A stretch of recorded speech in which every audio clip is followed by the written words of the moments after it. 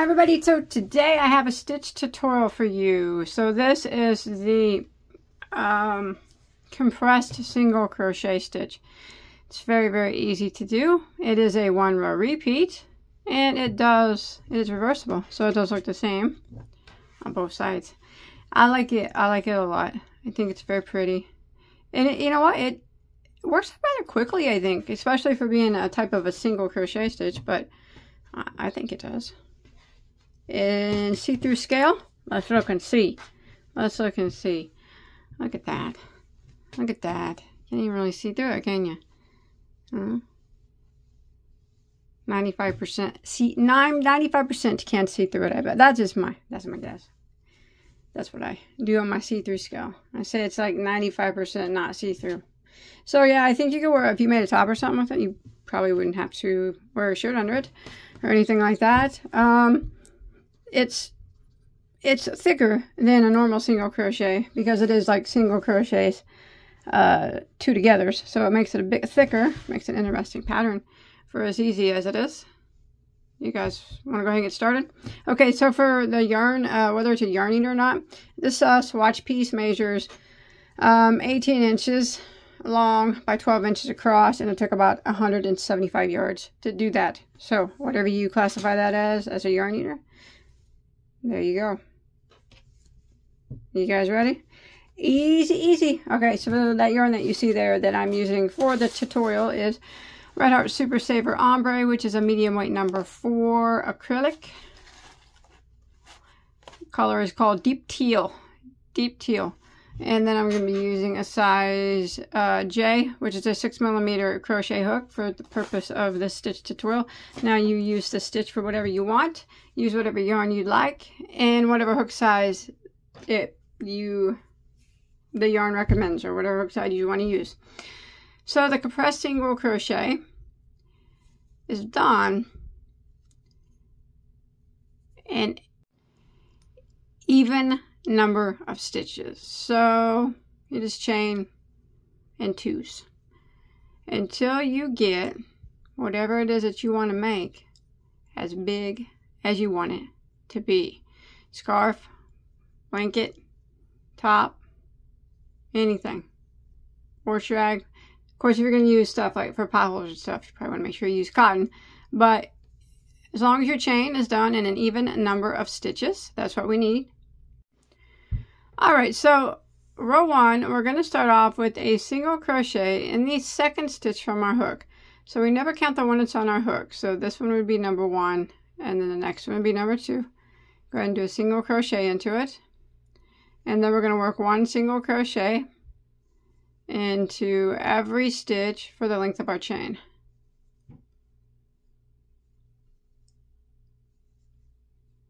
So row 1 is 1 single in every stitch until we get to the end of our row.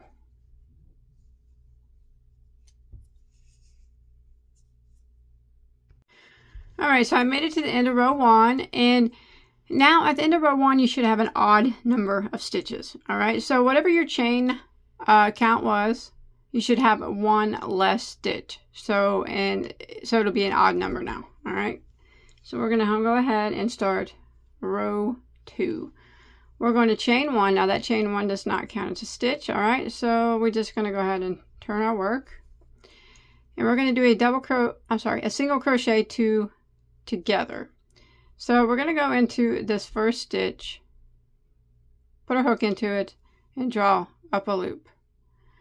Then we're going to go into the next stitch, put our hook into it, draw up a loop. You have 3 loops on your hook. You want to yarn over and go through all 3 of those loops. And that is a single crochet 2 together. And that's pretty much what we're going to be doing this whole thing.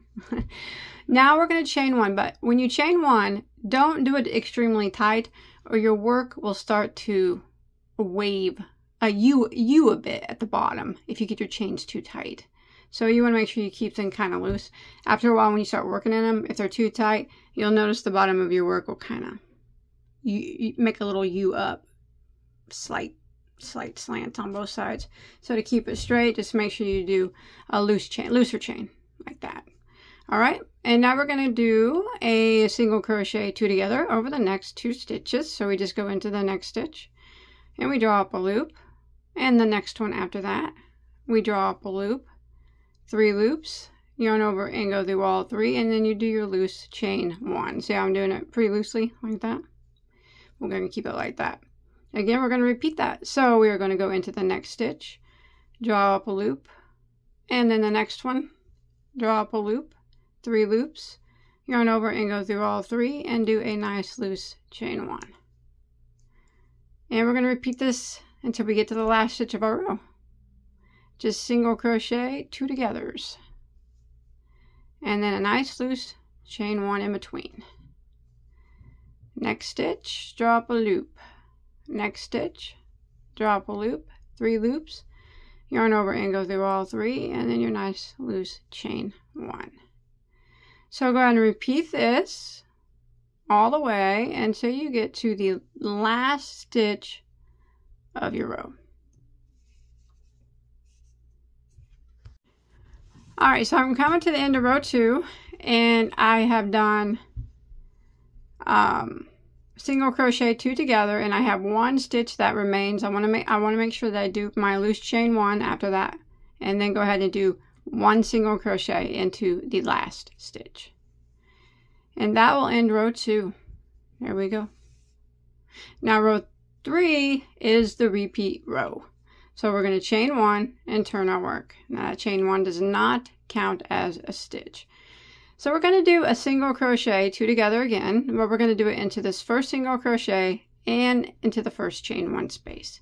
So we're going to go into that single crochet and draw up a loop, and then into the chain 1 space, draw up a loop, 3 loops, yarn over and go through all 3, and make your loose chain 1.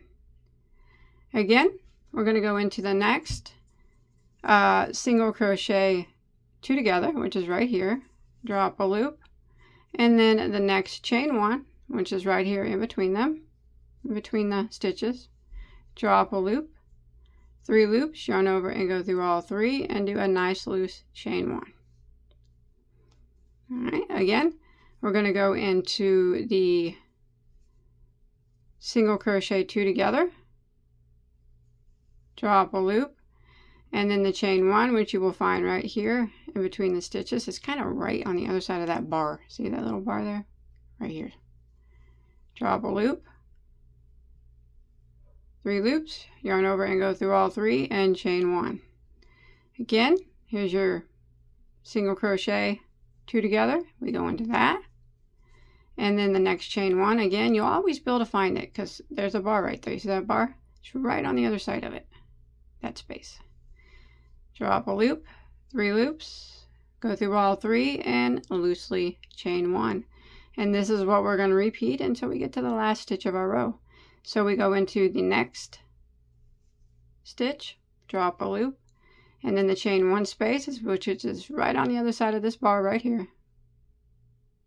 Right there. Draw up a loop, yarn over, go through all 3, and loosely chain 1. And this is it.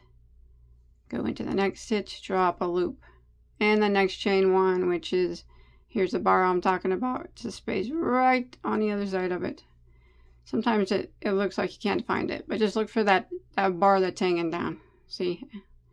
And then that's your chain 1 space. Do it again. Go into the next stitch, draw up a loop, and then go into the next chain 1 space, draw up a loop, yarn over and go through all 3, loosely chain 1. I'm going to repeat this pattern until I get to the last stitch of my row. Alright, so I'm coming to the end of the row, and I just did my last single crochet 2 together. So I went into the single crochet 2 together, and then the last chain 1 space. All that's left is the single crochet 2 together from the previous row. Okay, there's nothing left there. But we want to make sure we do a nice loose chain 1 after that last stitch, and then single crochet into the top of that last stitch, just like that. And this is what we are going to repeat for the rest of the whole pattern to get it as big as you want. So it's just a repeat of row 3. I'm going to do row 4 by chaining 1, turning our work. That chain 1 does not count as a stitch. So we go into the very first single crochet that we just did, drop a loop, and then right here into this chain 1 space right next to it. Drop a loop, yarn over and go through all 3 and do a nice loose chain 1.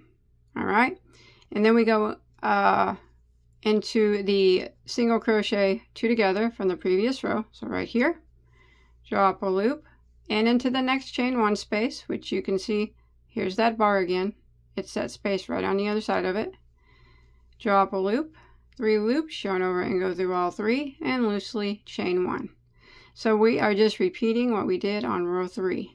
Into the next stitch, and then into the next chain space, 3 loops, yarn over and go through all 3 and loosely chain 1. Again, go into the next stitch, drop a loop, into this next chain space, drop a loop, yarn over and go through all 3 and loosely chain 1. And after a while, you can really get the book in it. Like, it becomes super fast and super quick. Like I said, for being like a type of a single crochet stitch. Sorry about my dog. He's got problems. It works up, I think, pretty quickly for it being a type of single crochet. You can really get the booking on it once you get it down, see? So I'm coming to the end of the row here, you can see. And I'll show you how to end it one more time. We always end it the same, and we always start it the same. I got one more here. Alright, so I've come to the end. I'm going to make sure I do my loose chain 1. And this is the single crochet 2 together from the previous row. And you just want to put 1 single crochet in it to end it. And that's it. Chain 1 and turn and repeat. You just keep repeating row 3. Look at that. Isn't that cool? I think that's beautiful. So this, after a few rows, starts to look like this. I think it looks nice. I think the edges, I didn't do anything different or special on the edges. They look pretty good. I think they look pretty good. You know, nothing was done special, different. Just went into the top of the last stitch. Nice. The top is nice and straight. So if you want to add a nice border on it, the bottom's nice. If you want to add a nice border, if you're making a blanket or whatever you want to do with it. I wonder if I could keep going with this, and it would probably fold over if I made it a little bit bigger and make a nice little cowl. I could do that. It's so beautiful. Actually, I'm using this stitch for something else right now. That's why I decided to make a stitch tutorial on it, because I was using it anyways. So I hope you enjoyed my tutorial. Don't forget to, please hit that subscribe button. I got hundreds and hundreds and hundreds of tutorials. They are all free. They are all free. All you got to do is hit that subscribe button. It's free to hit that subscribe button. And if you did enjoy this, please hit that like button. Leave me a comment below. And thank you everybody for watching. All right. I'll see you in my next one. Take care. Bye-bye.